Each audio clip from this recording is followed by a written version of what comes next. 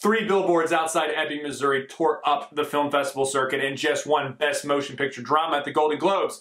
Whew. I just watched the movie and I have no idea why it was nominated or why it won. I have a theory and we'll get into it. I'm Ben Davies, this is Pure Hollywood.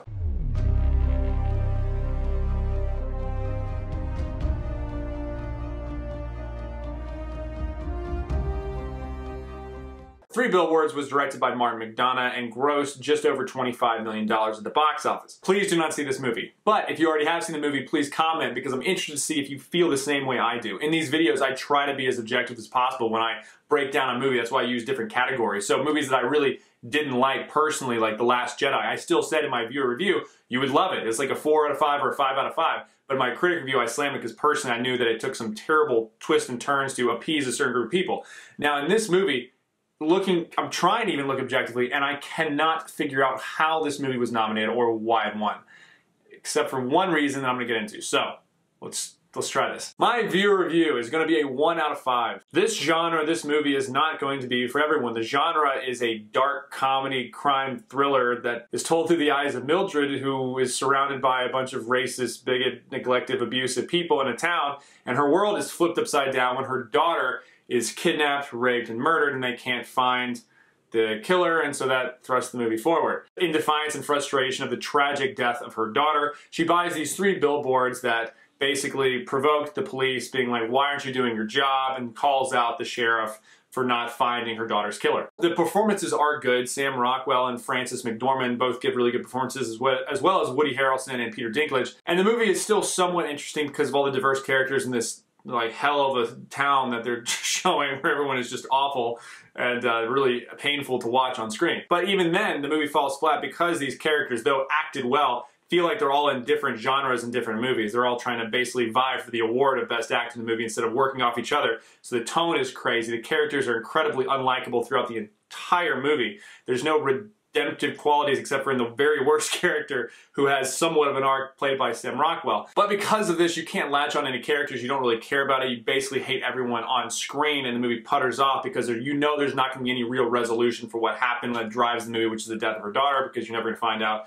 She's not going to come back. Obviously, it's just kind of a depressing lull. It basically leaves you feeling confused, a bit angry, and wanting your money back. But many movies that are very artistic and unique can leave you doing that. So let's see if this movie did that well. Critically, I'm going to give this movie a 3 out of 5, so slightly better. And again, there were moments that were very interesting the way that it was created, directed, and brought to life on screen. But where the movie does falter once again is the main character and the way they constructed her. She is just so brutally unlikable. She is, by all accounts, a terrible mother. She's crass, angry, abusive, even assaults some teenagers at high school that are her son's friends. She burns the face off one police officer basically while blowing up the police station. I mean, it's just awful. But the direction does save this movie to an extent, and this gives Martin some credit, which is why maybe it was in, you know, the talks of Best Drama. There are some interesting choices strung out through this movie, like using the American flag to show you who your hero is, like almost in every scene where she's talking about something good, Mildred has a flag somewhere in the shot. A lot of times there's unique camera angles they will use to highlight certain performances that was well done.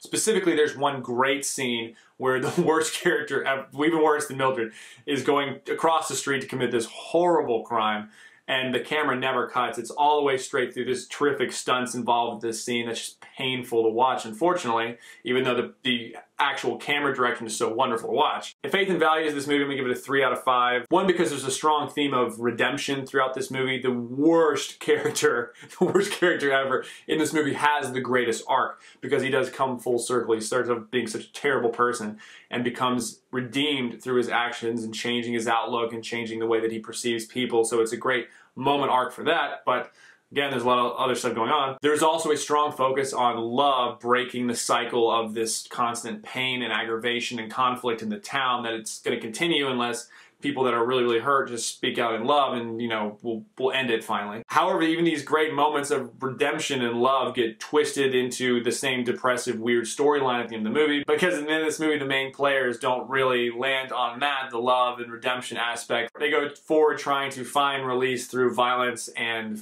retribution. It's really confusing. Now I'm going to get into why I think this movie won the Golden Globes.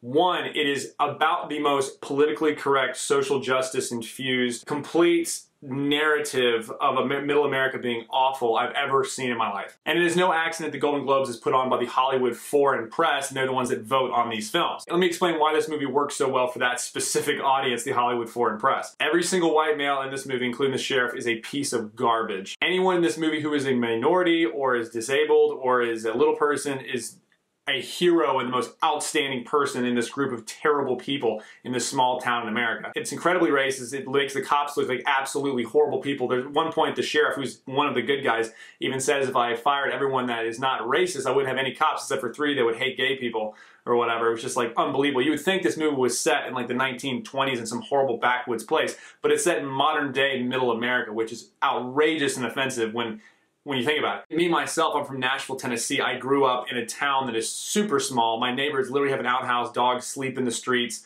It's small lots of land, but you know, a lot of country people about an hour outside of Nashville. Not once did I ever lock my door. In 15 years growing up living there, not once did I ever lock my door. Any of my neighbors, we knew everyone, there was no crime, and it's the nicest group of people you ever meet. I went to school in Gainesville, Florida, Athens, Georgia, and Birmingham, Alabama, and every time you get to a small town area, it's the nicest group of people you've ever seen. And that crosses all races and demographics. Now, I'm sure there are some places where this does exist, so obviously there could be some town that is literally this awful and this clear of a picture of what they've been trying to sell as this racist middle America that's just like this basket of deplorables that's, you know, voting in middle America. But I've never seen it. I find this really on the nose and slightly offensive to see it portrayed so clearly in this movie. And it's also worrisome that the foreign press would promote this to be the best movie of the year. I mean, the people that are outside of America that read mainstream articles and watch mainstream news will think that Americans literally are like this, and when they see a movie, it's like, oh, this must really be what it's like in Ebbing, Missouri. And even the title itself makes it sound like it's a true story. I even started Googling, like, is this based on a true story? These poor people in this town must be so offended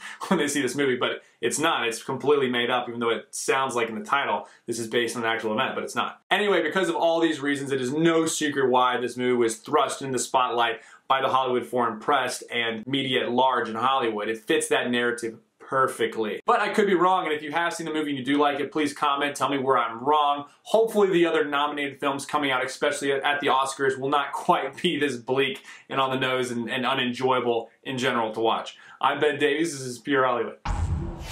Alright, if you like this video and others like it, please consider becoming a premium member to The Rebel. That way you'll have first access to Pure Hollywood and the entire Rebel lineup.